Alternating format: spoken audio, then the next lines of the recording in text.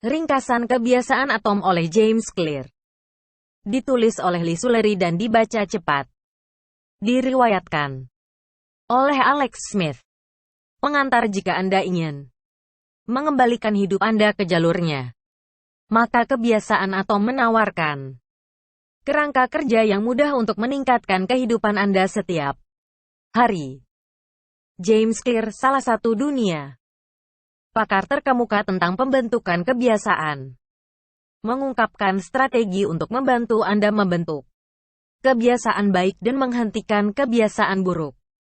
Anda juga akan belajar mengenali bagaimana kebiasaan kecil sehari-hari dapat berdampak luar biasa pada hidup dan masa depan Anda. Jika Anda kesulitan mengubah kebiasaan, masalahnya bukan Anda, tetapi sistem Anda. Anda melihat otak Anda terhubung untuk menyelesaikan aktivitas yang mudah dan memberikan kepuasan langsung. Untungnya, James Clear menyediakan sistem yang telah terbukti yang akan membantu Anda mengubah kebiasaan dan membawa hidup Anda ke tingkat yang lebih tinggi.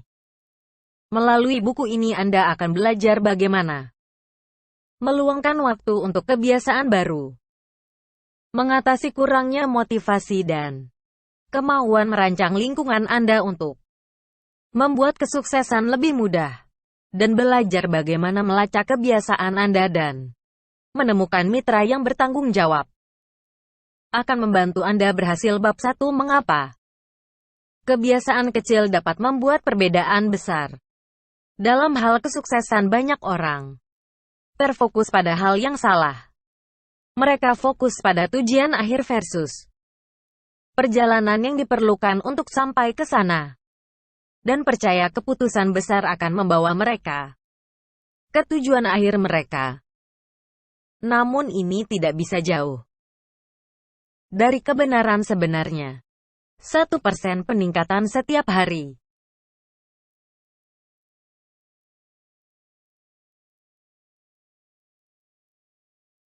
Tetapi jika Anda menolak 1% setiap hari, Anda akan menurun hampir ke nol. Dengan kata lain, itu adalah kebiasaan kecil yang penting dan yang membuat perbedaan terbesar. Misalnya pesawat yang bepergian dari Los Angeles ke New York memerlukan tingkat arah tertentu untuk mendapatkan tujuan akhirnya. Bayangkan jika pilot menyesuaikan arahnya saja 3,5 derajat selatan. Ini mungkin terlihat seperti tidak ada apa-apanya bagi pengamat rata-rata. Penyesuaiannya sangat kecil sehingga banyak orang bahkan tidak akan menyadarinya.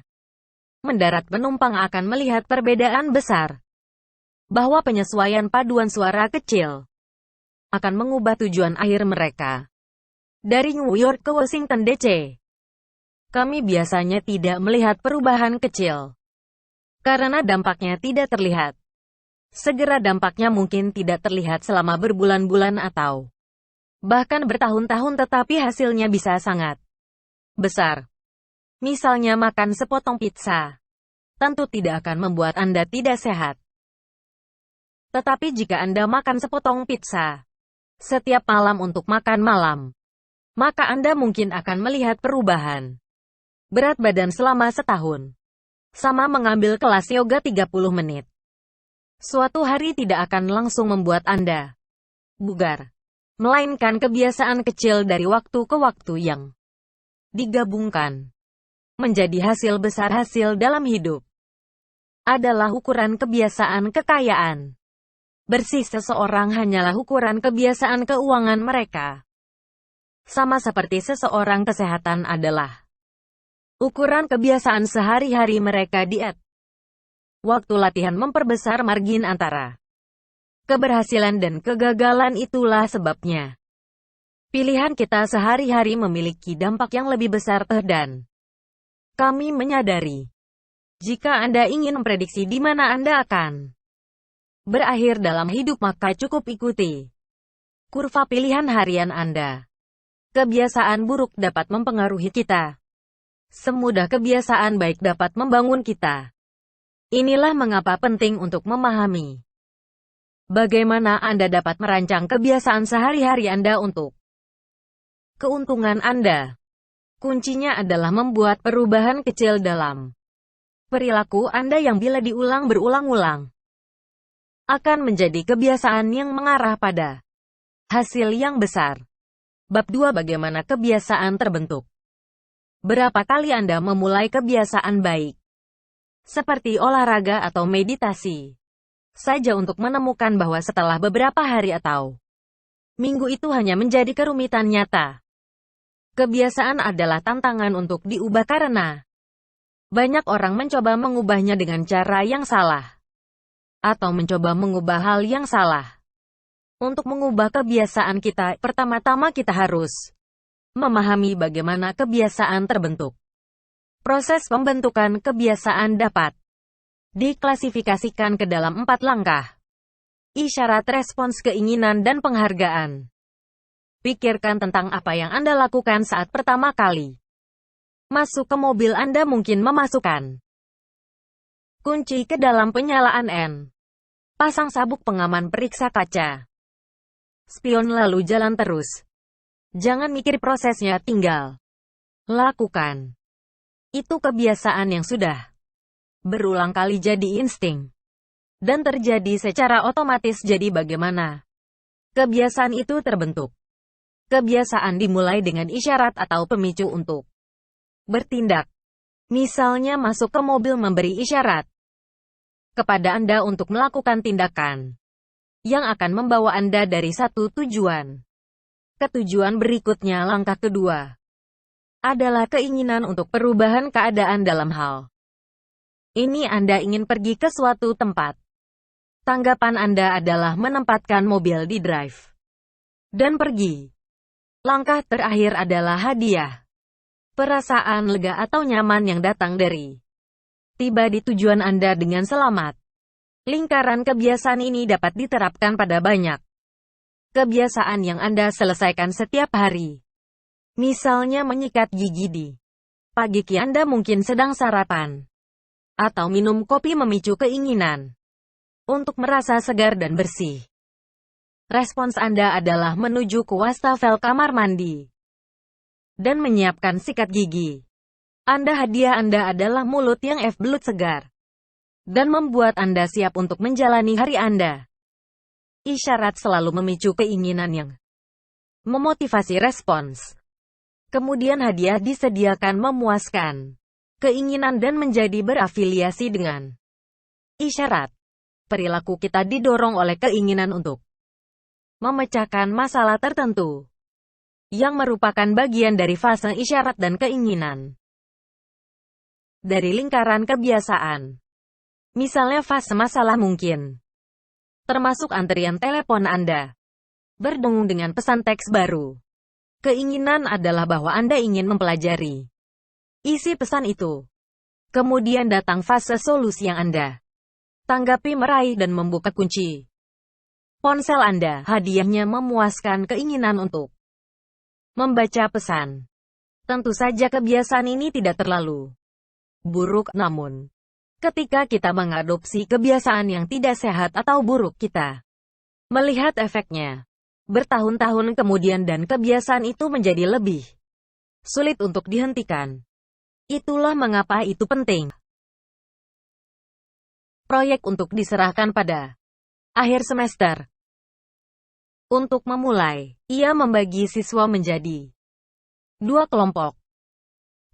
Kelompok pertama diberitahu bahwa nilai mereka tergantung pada jumlah foto yang mereka kirimkan. Misalnya 100 foto diperoleh dalam 90 foto diperoleh AB iklan dan seterusnya. Kelompok kedua namun akan dinilai pada kualitas hanya 1 foto. Yang kelompok DO Anda pikir mendapatkan nilai yang lebih baik di akhir semester. Kelompok kuantitas. Tetapi mengapa Anda melihat kelompok kuantitas mampu mengasah keterampilan mereka dalam proses membuat ratusan foto, sedangkan kelompok kualitas menghabiskan waktu mereka membuat hanya satu foto sempurna. Ini konsep dapat diterapkan pada kebiasaan kita juga seringkali. Orang terlalu fokus untuk menemukan pendekatan terbaik sehingga mereka tidak pernah mengambil tindakan. Mereka dapat meneliti rencana dan menyusun strategi, tetapi tidak pernah bertindak berdasarkan kebiasaan yang ingin mereka ciptakan. Oleh karena itu kunci untuk menguasai kebiasaan apapun adalah berhenti mencemaskan berapa lama waktu yang dibutuhkan untuk membentuk kebiasaan baru. Alih membuatnya mudah dan lakukan saja sebagai manusia. Banyak dari kita termotivasi untuk melakukan apa yang mudah, semakin banyak energi yang dibutuhkan suatu kebiasaan, semakin kecil kemungkinan kita untuk mengulanginya. Tentu saja, membuat kebiasaan yang sulit menjadi mudah mungkin tampak mustahil, tetapi ada banyak tips dan trik untuk membuat kebiasaan yang paling sulit menjadi mudah. Misalnya, kebiasaan mengirim kartu untuk perayaan ulang tahun belasungkawa SD adalah kebiasaan yang bagus untuk dimiliki. Tetapi upaya pergi ke toko untuk memilih satu, menulis pesan dan akhirnya mengirimkannya menciptakan gesekan dan membuat kita cenderung tidak melakukannya. Namun, istri penulis telah menciptakan retasan untuk membuat kebiasaan mengirim kartu sedikit lebih mudah, dengan membeli kartu dalam jumlah besar dan menyimpannya di rumah penulis dan istrinya. Jauh lebih mungkin untuk menindaklanjuti dengan mengirim kartu. Mereka membuat prosesnya mudah, tidak lagi mereka harus melalui upaya pergi ke toko untuk membeli kartu. Anda dapat menggunakan alat ini untuk menghentikan kebiasaan buruk. Juga, cara terbaik untuk menghentikan kebiasaan buruk adalah dengan membuatnya tidak praktis untuk dilakukan. Misalnya, jika Anda ingin menghentikan kebiasaan menonton TV ketika Anda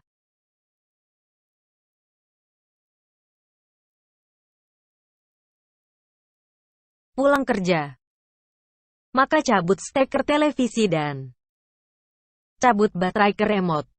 Anda akan jauh lebih kecil kemungkinannya untuk melakukan upaya menyalakan TV dan menghabiskan waktu Anda membentuk kebiasaan baru yang lebih sehat. Cara lain untuk membuat kebiasaan itu mudah terbentuk adalah melalui aturan 2 menit. Dasar aturannya adalah mulai dari yang kecil dan biasakan untuk memulai. Misalnya, daripada mengatakan pada diri sendiri bahwa Anda perlu belajar untuk kelas kami, Anda bisa mulai dengan dasar-dasar dan katakan pada diri sendiri untuk membuka catatan saya.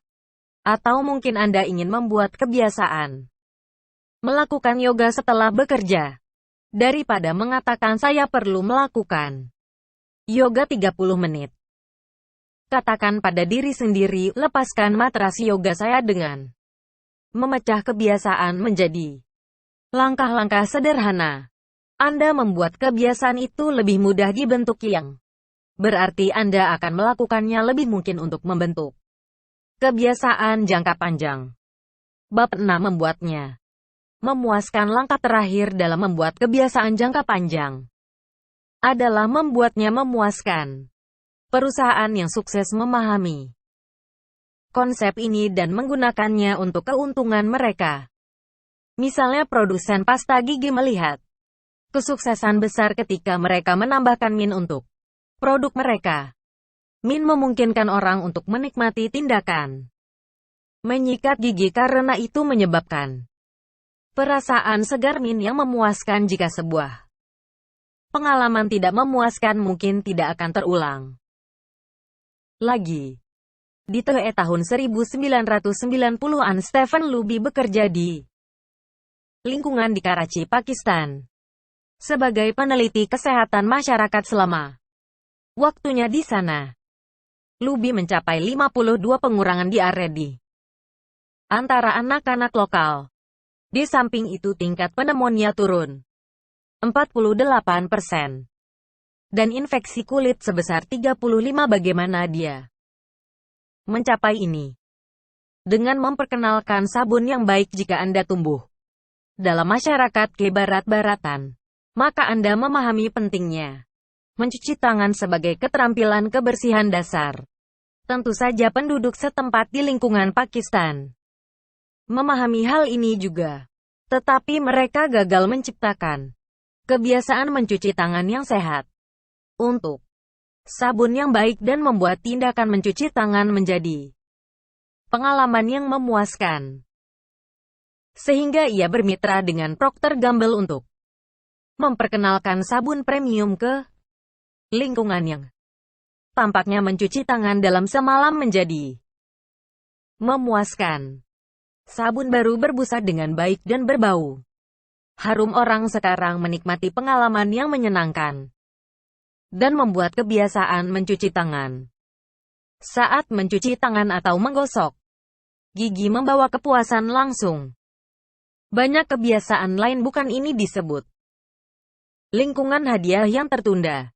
Misalnya kita pergi bekerja setiap hari, tetapi hadiah menerima gaji mungkin tidak datang sampai akhir bulan. Sama seperti Anda mungkin mulai pergi ke gym setiap pagi, tetapi Anda tidak akan melihat hasil dari penurunan berat badan dan otot yang kencang sampai berminggu-minggu atau bahkan berbulan-bulan kemudian. Di sisi lain, kebiasaan yang menghasilkan kepuasan segera mungkin melihat konsekuensi yang tertunda. Inilah mengapa orang masih merokok ketika mereka tahu risikonya dapat merenggut nyawa mereka. Konsekuensi kanker mungkin tidak akan datang sampai 20 tahun kemudian. Tetapi pada saat itu menghilangkan stres dan memuaskan hasrat nikotin. Karena konsekuensi yang tertunda dan imbalan yang tertunda. Ini penting untuk melampirkan kepuasan langsung pada kebiasaan yang ingin Anda kejar. Misalnya penulis menceritakan tentangnya. Teman-teman yang ingin menghilangkan kebiasaan makan di luar agar lebih sehat dan hemat uang. Mereka buka rekening tabungan mereka bernama perjalanan ke Eropa. Dan setiap kali mereka menghindari makan di luar, mereka mentransfer 50 ke rekening. Melihat uang masuk ke tabungan menciptakan rasa kepuasan langsung, sehingga mendorong mereka untuk mempertahankan kebiasaan mereka, membuat kebiasaan mereka memuaskan. Dan akhirnya mereka melihat imbalan jangka panjang ketika mereka menyimpan cukup uang untuk memesan perjalanan mereka. Bab 7. Pentingnya melacak kebiasaan. Menghentikan kebiasaan buruk atau menerapkan yang baik bisa jadi sulit. Sementara itu memuaskan untuk membuat kemajuan.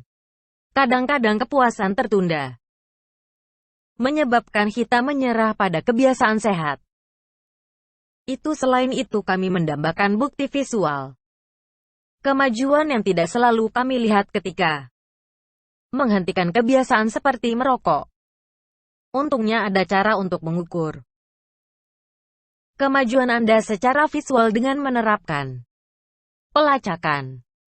Kebiasaan pelacakan kebiasaan adalah teknik sederhana namun efektif untuk memastikan bahwa Anda tetap di jalur. Teknik ini bukanlah hal baru namun nyatanya Benjamin Franklin berhasil melacaknya, kebiasaan yang pada usia 20 tahun mulai membawa buklet kemanapun dia pergi. Dalam buklet ini Franklin mencatat setiap kali dia mematuhi 13 kebajikan pribadinya. Kebajikannya terdiri dari kegiatan yang harus dihindari seperti percakapan sembrono, tetapi juga termasuk hal-hal yang harus dia lakukan Setiap hari seperti biasa lakukan sesuatu yang berguna. Setiap malam Franklin akan mencatat keberhasilannya membuat buku harian visual tentang kebiasaan sehatnya. Teknik yang paling sederhana adalah dengan menggunakan kalender untuk mencoret ketika Anda menyelesaikan kebiasaan sehari-hari yang Anda inginkan. Ketika Anda melacak kebiasaan Anda melalui kalender atau buku harian yang Anda akan menemukan bahwa Anda lebih mungkin untuk mematuhi kebiasaan tersebut. Pelacakan tidak hanya jelas dan menciptakan ukuran visual dari kemajuan Anda, tetapi juga merupakan kebiasaan memuaskan yang menarik. Di penghujung hari ketika Anda telah mencapai apapun yang ingin Anda capai, akan merasakan rasa antisipasi dalam tindakan mencoret setiap hari. Penelitian juga menunjukkan bahwa kebanyakan orang yang melacak kemajuan mereka pada tujuan seperti penurunan berat badan, menurunkan tekanan darah, atau berhenti merokok lebih cenderung meningkat daripada mereka yang tidak memiliki mitra yang bertanggung jawab atau menerapkan kontrak kebiasaan. Dapat mengubah segalanya. Seperti halnya orang cenderung mengulangi pengalaman yang memuaskan. Mereka juga cenderung menghindari pengalaman yang menyakitkan atau mahal. Dengan kata lain, perubahan perilaku ketika ada konsekuensi langsung. Misalnya mahasiswa lebih mungkin untuk muncul ke kelas jika kehadiran mempengaruhi nilai mereka. Siswa tahu konsekuensi dari tidak muncul. Jadi mereka melakukan hal yang sama. Anda dapat menerapkan logika yang sama untuk membantu Anda membentuk kebiasaan positif. Misalnya Brian Harris, seorang pengusaha di Nashville, membuat kontrak kebiasaan untuk membuatnya tetap bertugas untuk berolahraga. Dia meminta istri dan pelatih pribadinya menandatangani kontrak yang memaksanya berkomitmen untuk menurunkan berat badannya hingga 200 pon. Untuk mencapai tujuan ini, Brian Trekha adalah asupan makanan dan berkomitmen untuk menimbang dirinya sendiri setiap minggu. Dia kemudian menetapkan hukuman karena tidak melakukan hal-hal ini. Misalnya, jika dia gagal melacak asupan makanannya, dia harus membayar pelatihnya $100. Dan jika dia gagal menimbang dirinya sendiri, dia akan untuk membayar istrinya $500. Kontrak kebiasaan Brian berhasil bukan hanya karena dia khawatir kehilangan uang, tetapi juga karena dia peduli dengan apa yang dipikirkan pelatih dan istrinya tentang dia. Dia tidak ingin mengecewakan mereka, bahkan mengetahui bahwa seseorang menonton Anda bisa menjadi motivasi yang cukup untuk sukses. Inilah sebabnya mengapa mendapatkan mitra akuntabilitas atau menandatangani kontrak kebiasaan bekerja dengan baik dalam menerapkan kebiasaan sehat. Ringkasan akhir, sementara banyak orang percaya bahwa membuat perubahan besar adalah kunci sukses, itu adalah hal-hal kecil yang kita lakukan setiap hari yang memiliki dampak terbesar dalam hidup kita. Kebiasaan kecil sehari-hari akan mempengaruhi kita menjadi orang seperti apa di masa depan. Jadi sangat penting bagi kita untuk menerapkan kebiasaan yang sehat. TS untuk memastikan kita panjang umur sukses. Tentu saja ini lebih mudah diucapkan daripada dilakukan. Karena membentuk kebiasaan baru bisa sangat sulit. Untungnya ada banyak tips dan trik untuk membantu Anda menerapkan kebiasaan baru hari ini. 4 hukum pembentukan kebiasaan, termasuk membuatnya jelas, menarik, mudah, dan memuaskan. Ketika Anda dapat menjadikan kebiasaan Anda pengalaman yang menarik, mudah, dan memuaskan, Anda akan lebih mungkin untuk mengikutinya. Juga, mitra yang bertanggung jawab dan kontrak kebiasaan akan membantu Anda lebih jauh lagi ketika memulai kebiasaan baru yang sehat atau menghentikan kebiasaan buruk yang sudah ada, menjadi ringkasan kebiasaan atom. Oleh James Clear akhirnya. Apakah Anda menyukai ringkasan buku audio ini? Klik tombol suka sekarang untuk mendukung saluran kami dan klik berlangganan jika Anda ingin mendapatkan pemberitahuan setiap kali kami memposting ringkasan buku audio gratis baru di YouTube Anda.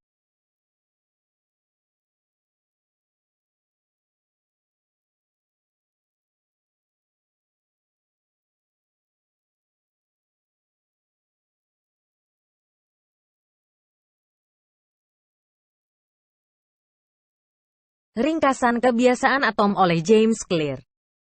Ditulis oleh Lee Suleri dan dibaca cepat. Diriwayatkan oleh Alex Smith. Pengantar jika Anda ingin mengembalikan hidup Anda ke jalurnya, maka kebiasaan atom menawarkan kerangka kerja yang mudah untuk meningkatkan kehidupan Anda setiap hari. James Clear, salah satu dunia pakar terkemuka tentang pembentukan kebiasaan, mengungkapkan strategi untuk membantu Anda membentuk kebiasaan baik dan menghentikan kebiasaan buruk.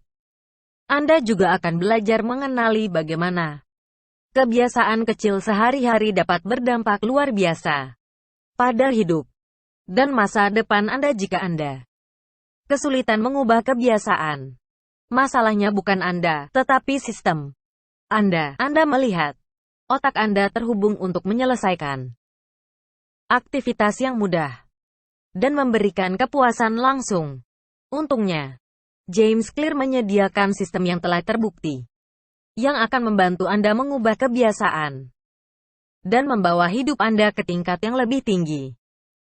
Melalui buku ini Anda akan belajar bagaimana meluangkan waktu untuk kebiasaan baru, mengatasi kurangnya motivasi dan kemauan merancang lingkungan Anda untuk membuat kesuksesan lebih mudah, dan belajar bagaimana melacak kebiasaan Anda dan menemukan mitra yang bertanggung jawab. Akan membantu Anda berhasil. Bab 1. Mengapa kebiasaan kecil dapat membuat perbedaan besar? Dalam hal kesuksesan, banyak orang terfokus pada hal yang salah. Mereka fokus pada tujuan akhir versus perjalanan yang diperlukan untuk sampai ke sana, dan percaya keputusan besar akan membawa mereka ke tujuan akhir mereka. Namun ini tidak bisa jauh dari kebenaran sebenarnya. 1% peningkatan setiap hari.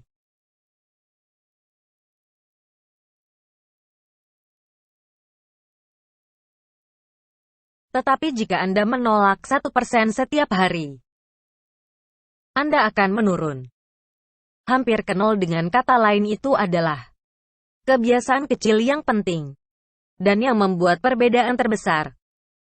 Misalnya pesawat yang bepergian dari Los Angeles ke New York memerlukan tingkat arah tertentu untuk mendapatkan tujuan akhirnya. Bayangkan jika pilot menyesuaikan arahnya saja 3,5 derajat selatan. Ini mungkin terlihat seperti tidak ada apa-apanya bagi pengamat rata-rata. Penyesuaiannya sangat kecil sehingga banyak orang bahkan tidak akan menyadarinya. Mendarat penumpang akan melihat perbedaan besar, bahwa penyesuaian paduan suara kecil akan mengubah tujuan akhir mereka. Dari New York ke Washington DC, kami biasanya tidak melihat perubahan kecil karena dampaknya tidak terlihat segera. Dampaknya mungkin tidak terlihat selama berbulan-bulan atau bahkan bertahun-tahun, tetapi hasilnya bisa sangat besar. Misalnya makan sepotong pizza tentu tidak akan membuat Anda tidak sehat. Tetapi jika Anda makan sepotong pizza setiap malam untuk makan malam, maka Anda mungkin akan melihat perubahan berat badan selama setahun. Sama mengambil kelas yoga 30 menit.